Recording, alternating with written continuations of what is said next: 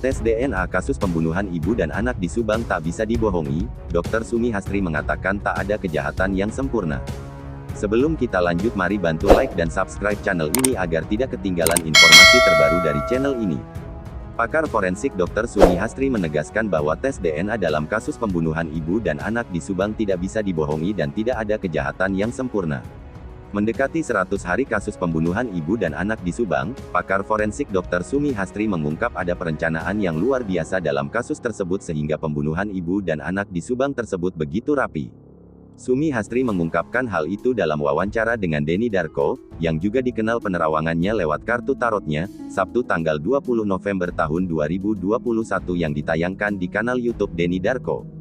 Sumi Hastri berkeyakinan tidak ada kejahatan yang sempurna termasuk kasus pembunuhan ibu dan anak di Subang karena tes DNA tidak mungkin bisa dibohongi. Saya akan mengumpulkan ilmiahnya aja. Buktinya akan muncul dari forensik, jejak di tempat kejadian perkara TKP tidak akan bohong dan ini tidak bisa dipalsukan, kata Dr. Sumi Hastri. Ia pun menganalogikan soal seseorang yang kecipratan air minum bekas seseorang lalu diminum lagi oleh seseorang.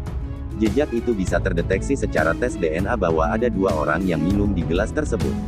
Tidak mungkin bisa dibohongi karena ini sudah dibuktikan secara ilmiah, jadi kesimpulannya tidak akan ada kejahatan yang sempurna, ujarnya. Meski tidak menyebutkan soal nama pelaku pembunuhan ibu dan anak di Subang, pakar forensik Mabes Polri itu menyebutkan soal gambaran dan jumlah pelaku. Sumi Hastri menyebutkan bahwa pelaku pembunuh ibu dan anak di Subang luar biasa rapi termasuk dalam perencanaannya. Denny Darko sebelumnya membuat penerawangan kalau nasib para tersangka akan berubah.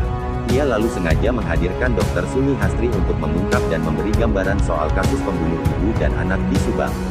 Sebagaimana keyakinan sebelumnya, Dr. Sumi Hastri menjamin kasus pembunuhan Subang tidak akan dipetieskan dan pasti akan terungkap berdasarkan sudut pandang ilmu forensik.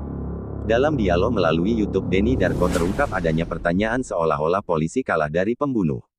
Akan tetapi, Dr. Sumi Hastri pun menegaskan bahwa polisi tidak kalah, namun polisi sangat berhati-hati dalam menentukan tersangka. Sumi Hastri mengonfirmasi bahwa pelaku pembunuhan ibu dan anak di Subang masih berkeliaran dan jumlahnya lebih dari satu orang. Seperti diberitakan, kasus pembunuhan ibu dan anak di Subang dengan korban Tuti Suhartini dan anaknya, Amalia Mustika Ratu terjadi pada tanggal 18 Agustus tahun 2021. Jenazah mereka ditemukan di bagasi mobil Alphard di garasi rumah mereka.